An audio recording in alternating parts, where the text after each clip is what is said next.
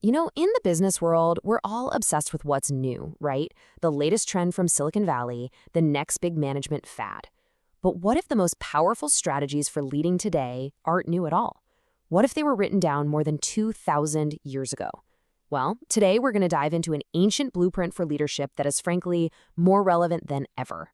I mean, think about it. We're constantly chasing buzzwords: agile, synergy, growth hacking. But these ideas can feel like they're built on shifting sand.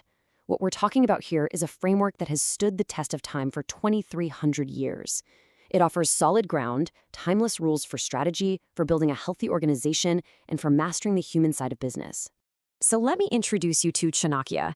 This guy was the absolute mastermind behind one of ancient India's greatest empires, and his book, the Arthashastra, is basically the world's first ever guide to running, well, anything.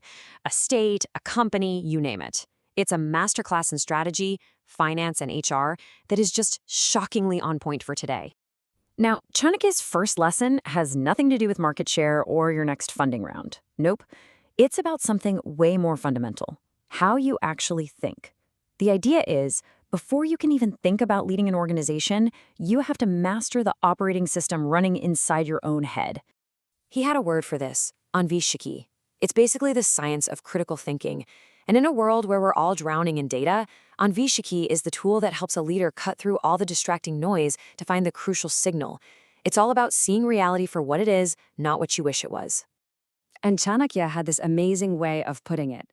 He called Anvikshiki the lamp of all sciences. And that's such a powerful image, right? It suggests that without this light of reason, all your other knowledge is just sitting in the dark, totally useless. And this slide just nails what he meant. Look, you can have all the financial data in the world. That's what he called Varda. You can have the best ethical framework. That's the Vedas. And the clearest company policies, or Danda Niti. But if you don't have that lamp of critical thinking, you can't use any of it well. Anvikshiki is what turns all that raw information into actual wisdom. Okay, so once your mind is sharp, the next battleground is inside you. Chanakya was convinced that the biggest threats to any leader don't come from your competitors, they come from within. He laid out these 6 internal enemies, and you see them in boardrooms every single day. Greed, or lobha, that's what pushes for those short-term profits that kill long-term value. Anger, krodha, creates a toxic culture that scares away your best people. And pride, mada. Oh man, that makes a leader totally deaf to good advice from their own team. Taming these isn't just self-help, it's a core business strategy. And here's the really crucial point. When you're aware of your own flaws, you can look past your ego.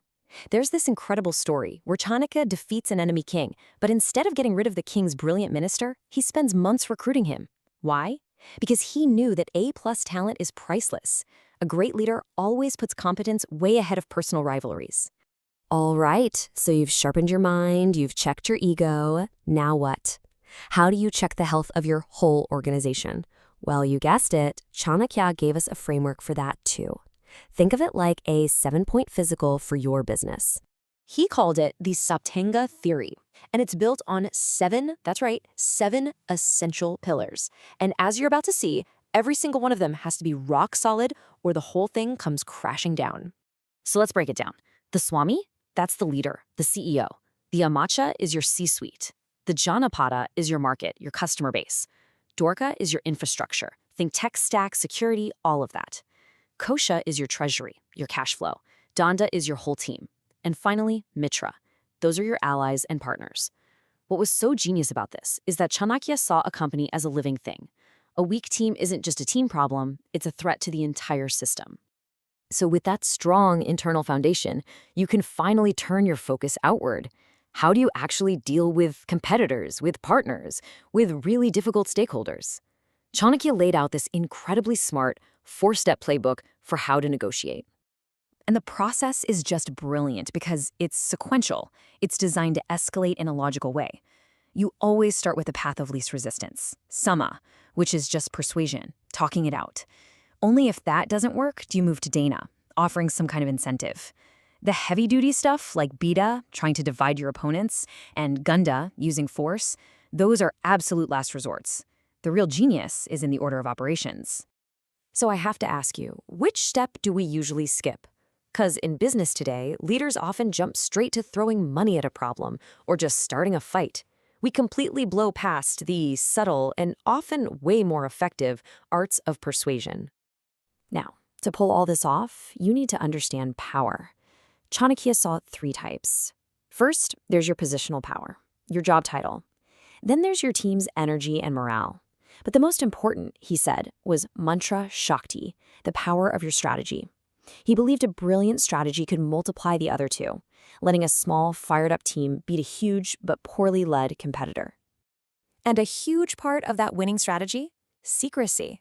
Chanakya's Silent Fish Doctrine is such a powerful lesson, especially in our age of oversharing everything. He said a leader should move silently, like a fish in water. Don't broadcast your big plans. Let your results speak for you. Because as soon as you reveal your strategy, you're just inviting your competition to wreck it. So what's the end game here? What's the whole point of all this? It's to become what Chanakya called a Rajarishi.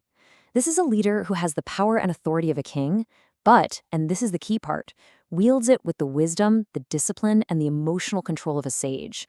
It's this incredible blend of immense power and deep self-mastery. And you know what? That might just be the most timeless leadership lesson of all.